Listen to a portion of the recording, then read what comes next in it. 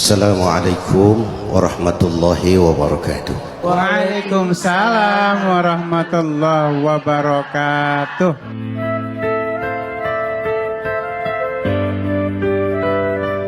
Yang diperlukan sekarang ini keteladanan. Hulama'uhum, sikap ngayomi, mencari jalan keluar, bukan memamerkan kekuasaan, memamerkan kekuatan, arogansi, menghormati perbedaan. Itu ciri demokrasi. Hadirin hadirat ma'asyiral muslimin yang saya cintai, ada sebuah cerita pendek. Seorang pengendara sepeda motor ditangkap oleh Pak Polisi, lalu diperiksa. Ini motor siapa? Pinjam Pak. Helm? Pinjam. SIM? Pinjam. Kata Pak Polisi, tidak boleh begini. Marah yang naik sepeda motor. Pak Polisi bagaimana? Kok tidak boleh? Yang punya saja bilang boleh.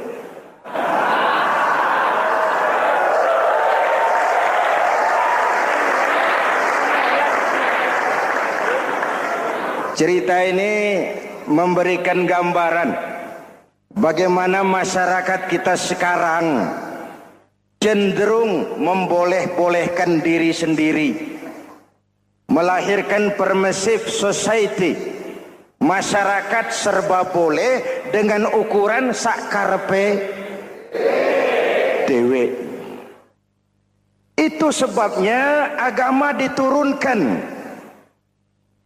Dalam contoh yang indah, Rasul memberikan gambaran bahwa Islam ini bagaikan sebuah bangunan yang komponen pokoknya 5. Bunyal Islamu ala khamsin. Islam dibangun di atas 5 komponen pokok. Jadi kalau Islam ini ibarat bangunan, unsur penunjang pokoknya itu 5. Mari kita analogkan Islam dengan bangunan. Kalau saudara akan membangun rumah, sebelum pasang tiang, pasang genteng, pasang jendela, apa yang lebih dulu dibangun? Fondasi. Kalau Islam ibarat bangunan, fondasinya adalah syahadatu an la ilaha illallah wa anna muhammadar rasulullah. Ini fondasi. Jikalau kuat fondasi, aman bangunan. Jikalau rapuh fondasi, lentur dan luntur bangunan. Maka kuat atau tidak kuatnya bangunan Islam kita bergantung kepada keyakinan dasar tadi, fondasi. Saya bersaksi tidak ada Tuhan selain Allah, artinya saya tidak akan menyembah kecuali hanya kepada Allah. Orang yang benar fondasinya beres sujudnya. Kalau saya yakin tidak ada Tuhan selain Allah, saya tidak akan minta rezeki kecuali hanya kepada Allah. Orang yang benar fondasinya, giat bekerjanya, jauh dari tipu menipu, jauh dari renten, jauh dari riba, jauh dari korupsi, jauh dari judi. Keyakinan memberikan warna terhadap bentuk kepribadian. Kalau saya yakin tidak ada Tuhan selain Allah, saya tidak akan pernah takut kecuali hanya kepada Allah. Saya tidak akan melarikan persoalan kecuali hanya kepada Allah. Saya tidak akan menggantungkan hidup kecuali hanya kepada Allah. Saya tidak akan minta tolong kecuali hanya kepada Allah. Meresap ke dalam jiwa.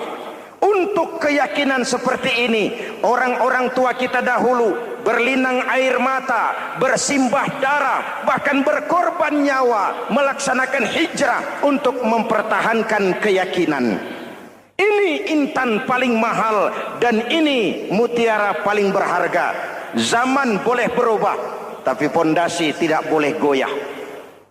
Masa boleh berganti, tapi pondasi jangan sampai mati. Karena iman kita hidup, untuk iman kita berjuang, dan dalam iman kita ingin kembali menghadap Allah Subhanahu.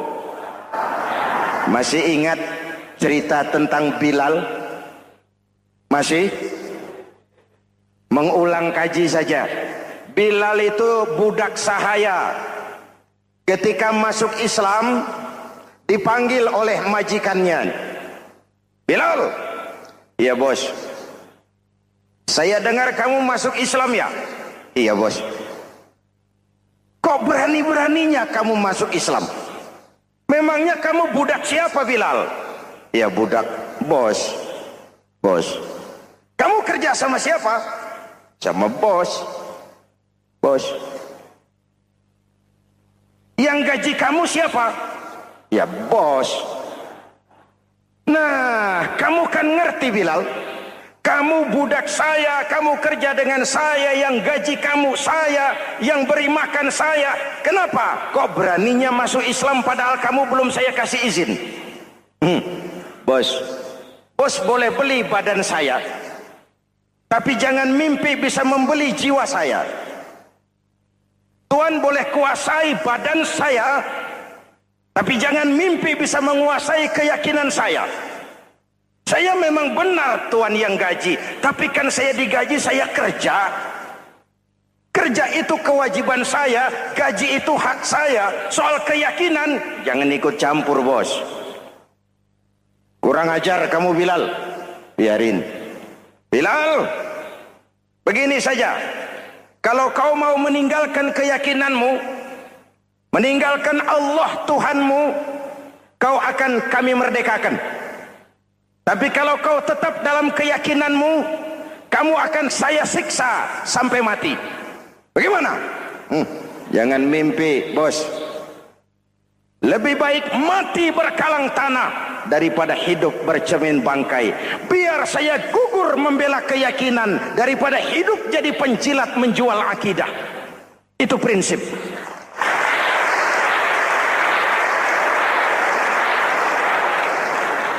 Gendeng kamu. Ayo, siksa.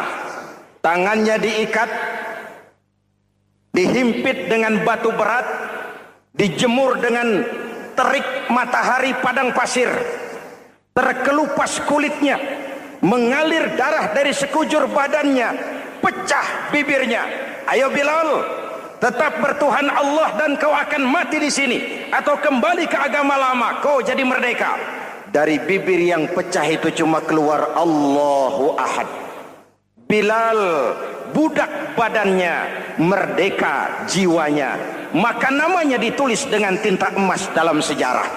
Kita zaman sekarang merdeka badan kita, tapi sering budak mental dan jiwa kita. Maka sejarah tidak pernah mau mencatat kita.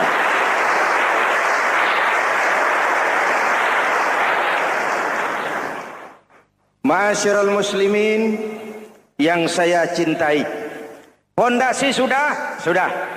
Lalu apa lagi? Mulai memancangkan tiang. Tiangnya 5. Ada tiang namanya zuhur, asar, maghrib, subuh, isya. Tetapi agar bangunan menjadi kuat, ada tiang-tiang tambahan. Namanya rawatib dan nawafil. Rawatib itu ba'diyah atau qobliyah, nawafil itu di luar itu. Agar bangunan menjadi kuat, dibentuk pribadi lewat solat. Apa filsafatnya? Pertama, solat itu simbol penyerahan total kepada Allah. Kita ini sudah kontrak. Innallaha astara minal mu'minina anfusahum wa amwalahum bi anna lahumul jannah. Allah telah membeli dari orang-orang mukmin diri mereka, harta mereka, bagi mereka adalah surga. Penjual kita orang beriman, pembeli Allah, dagangannya amwal dan anfus, harganya adalah surga. Jelas? Penyerahan total itu dimulai dengan takbiratul ihram. Shalli fardal isya, Allahu akbar. Arahkan mata ke tempat kita sujud. Jangan lupa kalau sudah di atas, lupa dengan yang di bawah. Sudah jadi genteng, petatang peteteng di atas. Lalu bilang, merasa capek sendiri, kata genteng kepada tiang. Tiang, kamu sih enak, kata genteng. Saya setengah mati di atas. kehujanan, kepanasan, kadang-kadang anak-anak nakal saya disambitin. Kata tiang, saudara genteng, ngomong jangan sembarangan ya. Kamu kira kamu bisa nongkrong dan nangkring di atas, itu gara-gara siapa genteng? Kan saya yang sokong dari bawah. Kamu jadi pejabat tinggi, jadi anggota ini, anggota itu. Kami rakyat yang angkat, jangan sudah di atas kami ditekan. Jangan agama dijadikan topeng untuk kepentingan pribadi. Berpolitik untuk kepentingan agama, ayo. Tapi menjual agama untuk kepentingan politik, itu yang merusak agama.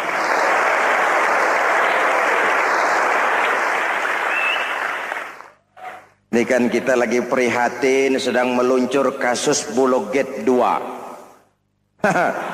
Innalillahi wa inna ilaihi raji'un.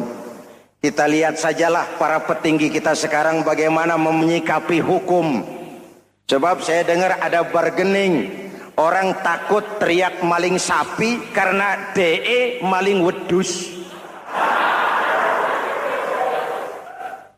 Tidak berani teriak ada maling sapi karena dia maling kambing. Yang lain maling ayam, dikumpulin ternyata maling semua.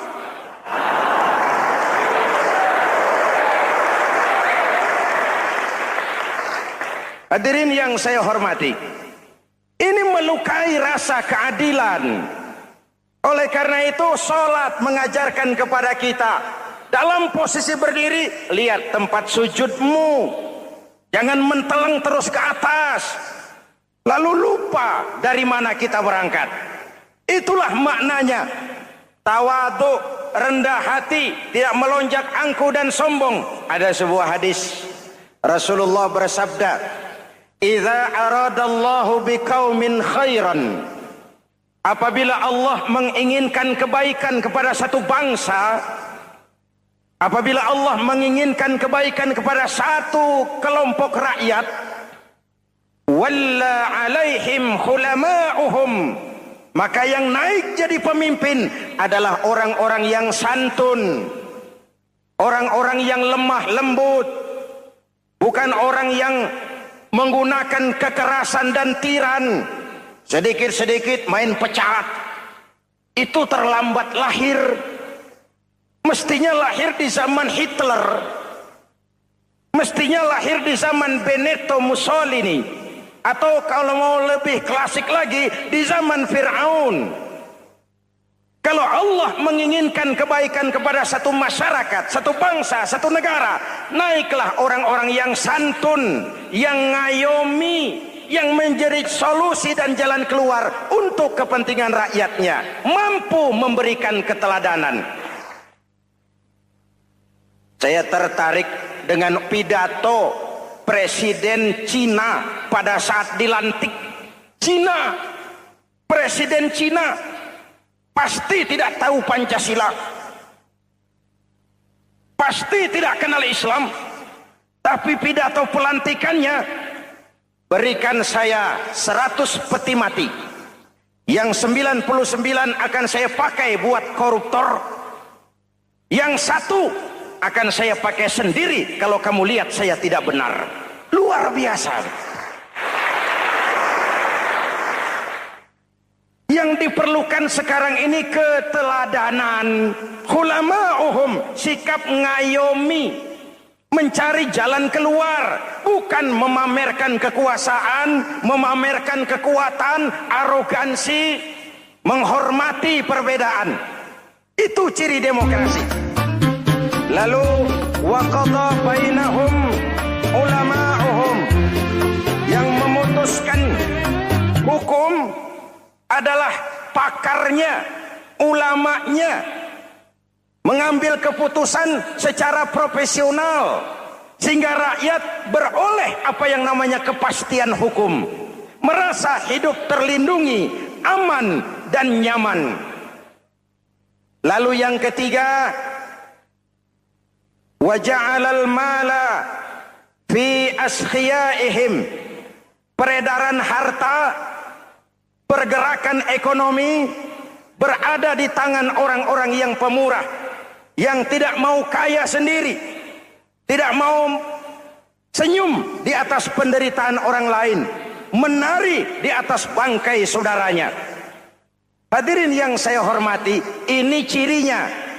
Tapi sebaliknya kata Nabi, wa idza aradallahu biqaumin syarran, apabila Allah menghendaki kejelekan, keburukan bagi satu bangsa, walla alaihim sufahauhum, yang naik jadi pemimpin orang-orang durjana, orang-orang kurang ajar, tapi dipoles dengan topeng yang bagus. Hei, hei, ini musim topeng. Musim apa? Topeng. Topeng itu apa perlunya? Menyembunyikan wajah asli. Sekarang ini Dracula berwajah Arjuna. Ini musim topeng. Kita rakyat harus hati-hati dan punya filter, mampu memilah dan memilih. Walla alaihim sufahauhum wa qada bainahum juhaluhum, yang memutuskan hukum, yang mengambil keputusan orang-orang bodoh. Wa ja'alal mala fi bukhalaihim, peredaran harta, peredaran ekonomi jatuh di tangan orang-orang yang bakhil, yang tidak punya konsep menciptakan kemakmuran yang merata bagi seluruh rakyat Indonesia.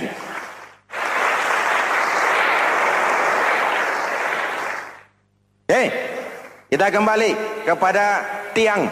Ini kan lagi cerita tiang tadi ya. Kalau sedang berdiri, lihat tempat sujud, jangan menteleng terus ke atas. Terserang penyakit tamak bin rakus alias serakah. Nah, selesai. Anggota badan yang paling terhormat ini kepala. Ketika sujud, sama rendahnya dengan telapak kaki. Allahu Akbar, yang besar cuma Allah. Apa bedanya saya dengan saudara? Tidak ada, kecuali saya ngomong saudara dengerin. Kita sama-sama beribadah, sama-sama mencari nilai tambah di hadapan Allah. Apa saya lebih penting dari saudara? Belum tentu.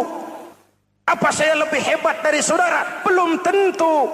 Perasaan lebih penting, lebih hebat, lebih jago setan. Jelas? Ayo tundukkan kepala, dia sama rendahnya dengan telapak kaki kita. Yang besar cuma Allah. Allahu Akbar. Lalu diakhiri dengan menebarkan salam. Assalamualaikum warahmatullah. Assalamualaikum warahmatullah. Menebarkan salam, mewujudkan rasa aman, damai, bukan menimbulkan keresahan. Hadirin yang saya hormati, ini karakteristik kita. Selesai sholat, kembali ke masyarakat, ajaran salam diterjemahkan. Apa? Rasulullah sallallahu alaihi wasallam bersabda, "Ufsus salam, wasilul arham, wa at'imut ta'am, wa sallu bil laili wan nasu niyam, tadkhulul jannata bisalam." Pertama, ufsus salam, tebarkan salam. Tebarkan salam itu bukan cuma kalau ketemu orang, Assalamualaikum, Assalamualaikum. Iya, itu zahirnya. Tetapi hidup di tengah masyarakat memberikan rasa aman, rasa damai, menjadi pengayom bagi lingkungan, menjadi rahmah bagi semesta. Dalam Islam jangankan manusia, binatang saja dilindungi kok. Betul? Betul?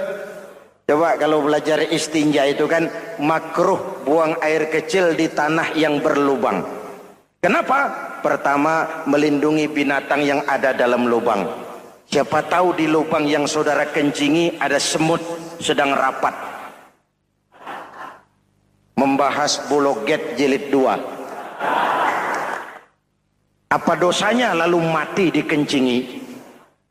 Ini namanya rahmatan lis semut. Binatang saja dilindungi. Ada hadis, kalau kamu menyembelih hewan, sembelilah dengan cara yang terbaik.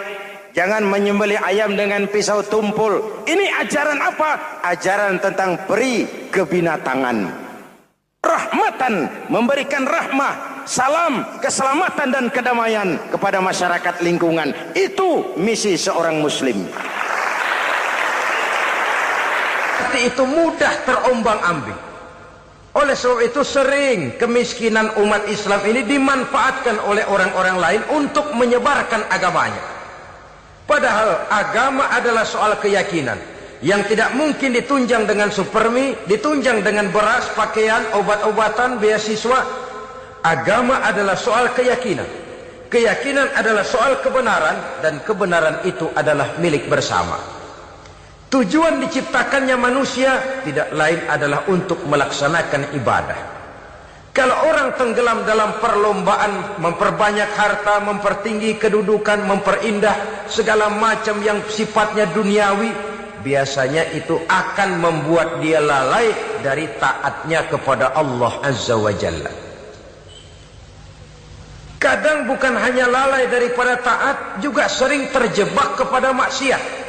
Karena kalau pola pandang dan tolok ukur sudah benda duniawi semata-mata, sangat tidak mustahil orang lalu terjebak ke dalam prinsip menghalalkan segala cara.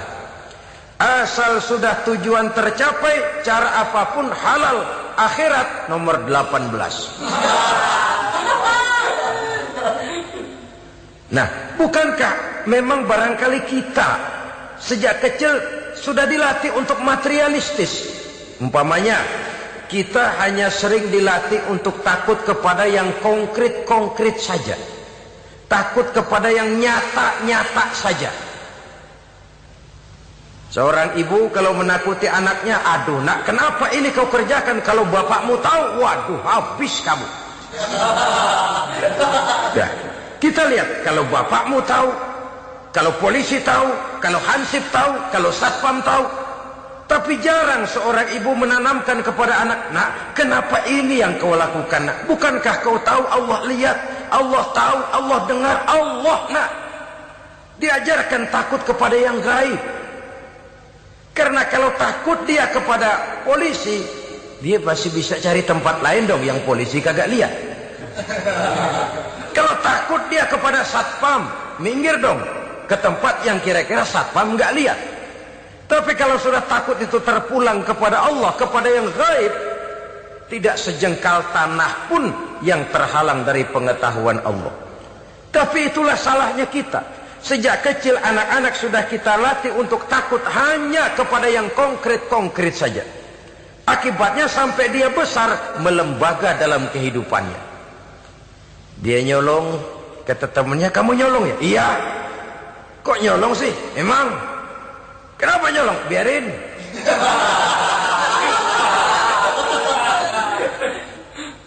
Kamu kan tahu Allah lihat? Tahu. Kenapa nyolong juga? Biarin. Asal orang jangan lihat. Kalau Allah mah lihat, dia kagak ribut. Allah enggak ribut katanya. Nah, ini kan satu refleksi yang timbul daripada kenyataan. Jikalau orang hanya dijejali rasa takut kepada yang konkret-konkret saja, kepada yang zahir-zahir saja, yang akan tumbuh lalu mental kucing. Sopan, tenang, kalem, ayem, nggelenggem. Kalau ada orang, sedikit orang meleng, kucing kelihatan watak aslinya. Saudara-saudara kaum muslimin rahimakumullah. Oleh sebab itulah maka agama lewat surah yang kita bicarakan pada pertemuan ini memberikan peringatan. Kala, jangan begitu dong. Kamu boleh mencari dunia, silahkan cari harta yang banyak, cari pangkat yang tinggi, tapi jangan itu membuat kamu lalai daripada taat terhadap Allah Subhanahu wa ta'ala. Jangan karena keinginan mendapat harta yang sebanyak-banyaknya lalu melakukan segala macam cara asal tujuan tercapai. Itu sudah membuat kita lalai. Jangan karena ingin mengejar kedudukan yang tinggi lalu jilat atas injak bawah, nggak mempan jilat, dukun dipakai.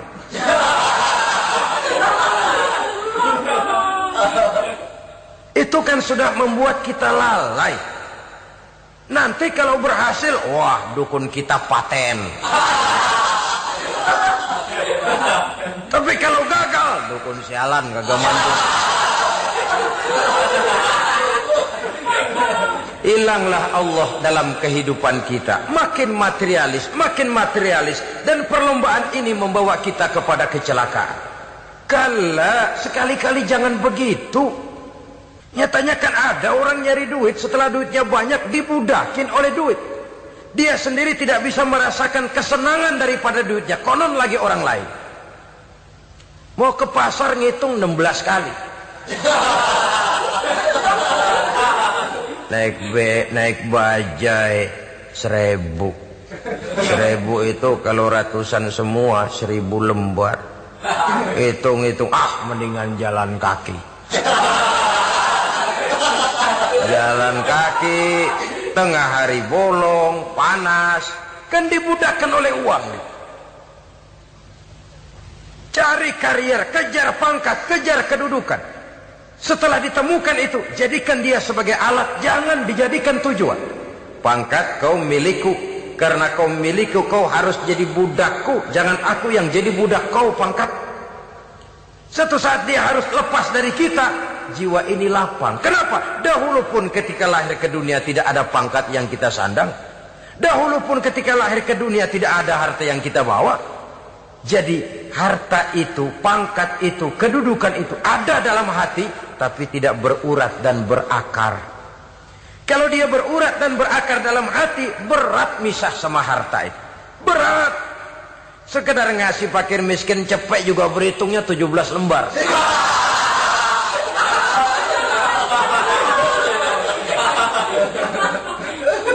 Dengar di kantornya mau ada mutasi, pindah dia dari tempat basah ke tempat kering, baru berita burung udah meriang duluan. Ini nanti bagaimana, itu nanti bagaimana, ini nanti bagaimana.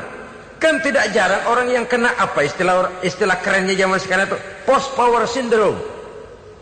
Post power syndrome ini pernah dianalisa oleh Nabi, kata beliau, irhamu salasatan minan nas. Sayangilah 3 macam manusia. Siapa mereka? Pertama, azizan zallat. Orang terhormat yang jatuh hina. Ini yang sering terkena post power syndrome. Biasa kemana-mana dikawal, dihormati, datang ke tempat ini protokol siap, ini serba diatur, semua serba beres. Begitu jabatan selesai atau pensiun, habis orang gak indah-indah. Dia lihat orang diemin aja, orang diemin dan orang tonton. Ini kalau nggak kuat mentalnya, itu kena post power syndrome. Akibatnya ya bisa jantungan, bisa leper, bisa darah tinggi. Ya penyakit-penyakit yang zaman dulu kita nggak kenal. Ini kan makin banyak dokter, makin maju ilmu kedokteran, makin aneh penyakit. Saudara hadirin yang saya hormati, post power syndrome kena apa yang dinamakan frozen emotional attitude. Tidak kuat menghadapi kenyataan. Azizan zalla, orang terhormat yang jatuh hina, itu sangat perlu dikasihani. Yang kedua, ghaniyan qad iftaqara, orang kaya jatuh miskin. Ini juga sama. Biasa hidup apa ada, serba ada, lalu harus hidup apa adanya. Ini kalau kurang-kurang kuat benar-benar memble ini.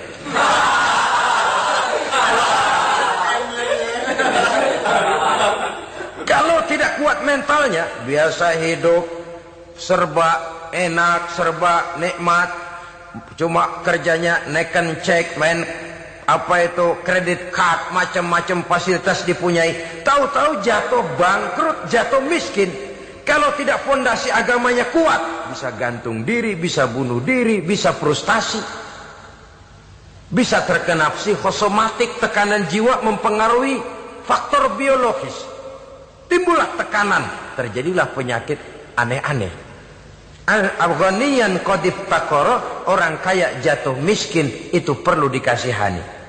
Yang ketiga, wa faqihan yal'abu bihil juhal, ahli fikih tapi dipermainkan oleh orang-orang bodoh. Hanya kebetulan orang bodoh itu punya kekuasaan. Hukum bisa dipesan.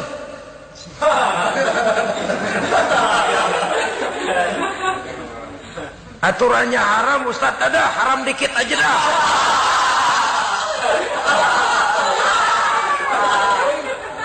Sibuklah tuan fakih ini, ahli fikih ini mencari dalil kebet sana kebet sini supaya yang tadinya haram benar bisa jadi haram sedikit. Padahal yang minta ini orang bodoh, tidak ngerti agama. Cuma karena punya kekuasaan dipermainkan oleh orang yang fakih. Orang yang fakih ini dipermainkan. Kasihan orang yang seperti itu. Wa faqihan yal'abu bihil juhal. Ahli fikih tapi dipermainkan oleh orang-orang bodoh. Akibatnya karismanya hilang, wibawanya lenyap. Dia menyangka bahwa dengan mengharam-haram sedikit-sedikit itu dia bisa mendapat keuntungan yang berganda-ganda. Padahal akibatnya itu hanya akan membawa kecelakaan saja. Allah peringatkan benar, kala sekali-kali jangan begitu. Cari uang yang banyak silahkan. Ngejar kedudukan yang bagus boleh. Bikin rumah yang hebat silahkan. Ada kendaraan bagus silahkan. Tapi jangan sampai kamu terjebak kepada sirkuit celaka. Perlombaan yang tidak ada garis finishnya. Sering dicontohkan orang menghayal, melamun. Kamu kenapa nggak mau ibadah? Lah, bagaimana mau sembahyang, saya di Jakarta masih ngontrak.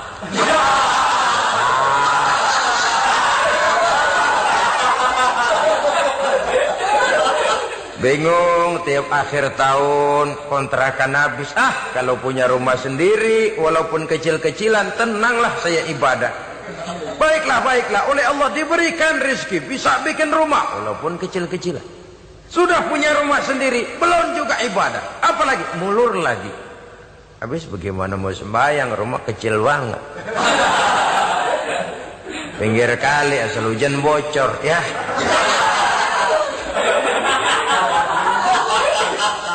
Kalau bisa punya rumah permanen, rajin dah ibadah dah. Iyalah, diberikan rezeki, bisa bikin rumah besar. Kamarnya banyak, halamannya luas. Kendaraan belum ada. Perabotan belum lengkap. Sudah ada kendaraan, belum kayak orang-orang. Sudah kayak orang-orang, masih sama dong, kudu di atas.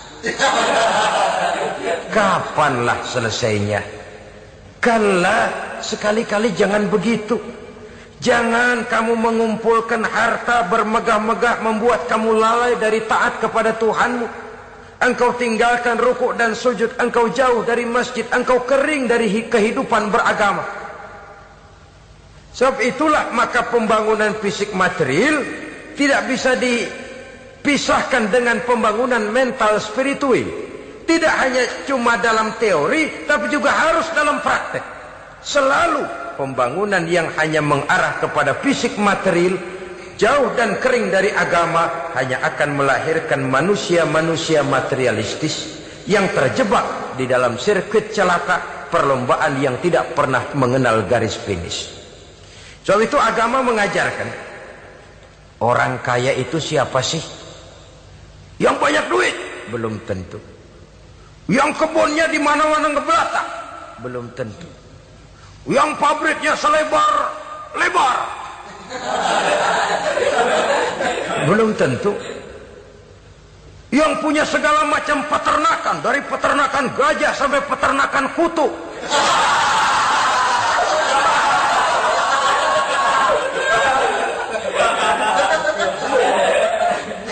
Belum tentu. Agama memberikan tuntunan yang sangat luhur. Orang kaya itu adalah orang yang hidupnya cukup. Orang miskin itu orang yang selalu merasa kurang. Bagaimanapun banyak duit saudara miliki, kalau masih merasa kurang, masih miskin saudara. Saya punya uang 1.000 rupiah, Anda punya uang 1 juta rupiah. Mungkin saya lebih kaya dengan uang yang 1.000 ketimbang Anda 1 juta. Kenapa? Dalam tangan saya uang 1.000 besar, artinya sesuai dengan kebutuhan saya. Tapi di tangan Anda uang 1 juta, kebutuhan Anda lebih besar daripada itu lagi. Maka agama mengajarkan sifat qanaah, merasa cukup, dan itulah sumber kekayaan yang hakiki. Orang kaya adalah orang yang hidupnya cukup. Kalla saufa ta'lamun. Jangan begitu, nanti kamu akan tahu. Summa kalla saufa ta'lamun. Jangan sekali-kali begitu, suatu saat kamu pasti akan tahu. Kalla law ta'lamuna ilmal yaqin, thumma latarawunnaha 'ainal yaqin, thumma latus'alunna yawma idzin 'anil na'im. Nah, kapan perlombaan ini akan menyadarkan orang biasanya? Hatta zurtumul maqabir. Sampai kamu dekat ke liang kubur. Itu biasanya kalau istilah orang sekarang baru ngeh. Asal sudah napas sampai tenggorokan disambung dengan selang, sudah Senin Kemis dibantu dengan alat picu jantung, gerak gerak gerak gerak, sudah kayak orang mau gergaji kayu. Dikala itu barulah sadar orang biasanya. Dan kesadaran semacam itu kesadaran yang terlambat, kesadaran ala Fir'aun. Fir'aun selagi hidup diajak beriman dan nehi aja.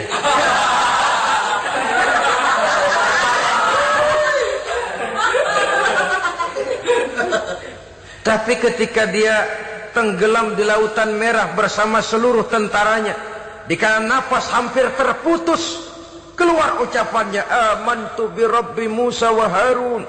Aduh, kalau begini mah saya juga percaya kepada Tuhannya Musa dan Harun. Saya beriman kepada Allah. Lagi timbul tenggelam mau sekarat baru beriman. Hatta zurtumul maqabir. Kamu telah lalai dari sebab bermegah-megah sampai kamu masuk ke liang kubur, dekat ke liang kubur. Kalimat zurtum di sini menjelaskan bahwa kubur itu tidak selamanya. Zurtum itu dari kalimat zaro ya zuru, berziarah. Orang berziarah kan sebentar. Ke kubur itu sama dengan berziarah kita di situ. Sebentar, tidak akan selamanya, tidak akan kekal dalam kubur. Bahwa kubur itu cuma satu halte dari sekian halte yang harus kita jalani.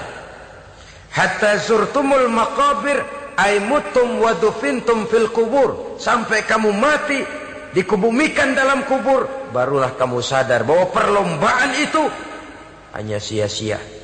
Bahwa perlombaan itu tidak akan pernah mengenal garis finish. Bahwa perlombaan itu akan membuat kamu celaka. Begitulah umumnya kebanyakan orang yang terjebak ke dalam paham materialis, baru menyadari kesalahan langkahnya pada saat napas sudah sampai di tenggorokan. Ternyata uangnya yang miliaran rupiah tidak sanggup menyambung nafasnya. Ternyata kendaraan yang serba mewah berkilat tidak sanggup meneruskan kehidupannya. Ternyata pangkat jabatannya yang tinggi yang membuat dia menyebabkan temannya jadi lawan, lawannya jadi teman, tidak akan sanggup menghentikan sang malaikat maut. Kalau keadaan sudah begitu, baru sadarlah kita terlambat. Karena saat seperti itu akan dihadapi oleh setiap orang. Kala, jangan begitu. Sadarlah kamu bahwa kalau sudah dekat ke liang kubur kamu baru insaf, itu terlambat. Sebelum nafas sampai di tenggorokan, pintu tobat masih selalu terbuka.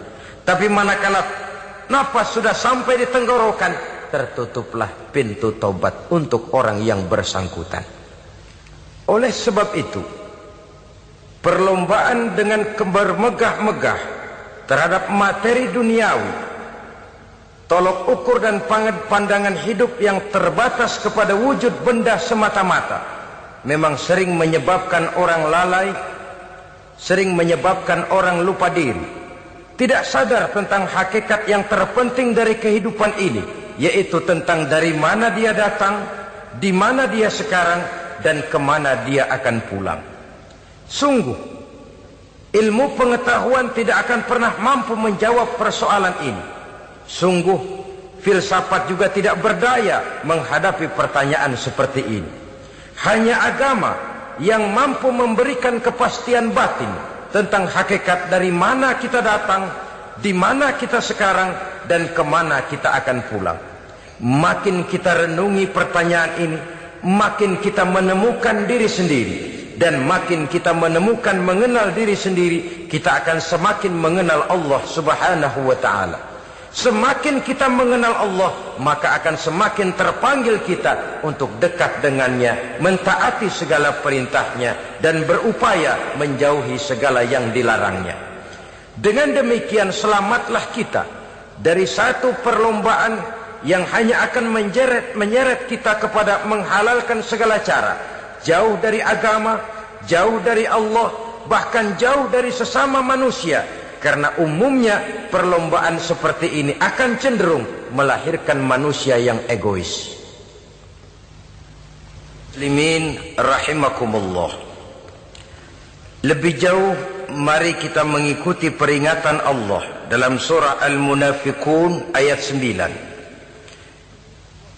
Di sini Allah Subhanahu wa ta'ala mengingatkan, A'udzu billahi minasy syaithanir rajim. Ya ayyuhalladzina amanu la tulhikum amwalukum wala auladukum an dzikrillah wa may yaf'al dzalika fa ulaika humul khasirun. Hai orang-orang yang beriman, jangan sampai hartamu dan anak-anakmu melalaikan kamu daripada mengingat Allah. Wa may yaf'al dzalik, barang siapa yang melakukan hal seperti itu, fa ulaika humul khasirun, maka merekalah sesungguhnya orang-orang yang merugi. Rugi dunia, rugi akhirat. Disebutkan di sini dua hal yang sering menyebabkan kita jadi lalai. Amwal dan aulad. Harta dan anak-anak. Materi dan keluarga. Perlombaan di dalam mengumpulkan materi sering menyebabkan kita menjadi lalai. Begitu juga amanah berupa anak ini sering kita lalaikan atau sering membuat juga kita menjadi lalai. Kita lalaikan dalam arti bahwa keduanya, baik harta baik anak, merupakan amanah dari Allah. Setiap orang tua akan dimintakan pertanggungan jawab. Apabila kita lalaikan amanah ini, maka resikonya akan kembali juga kepada kita.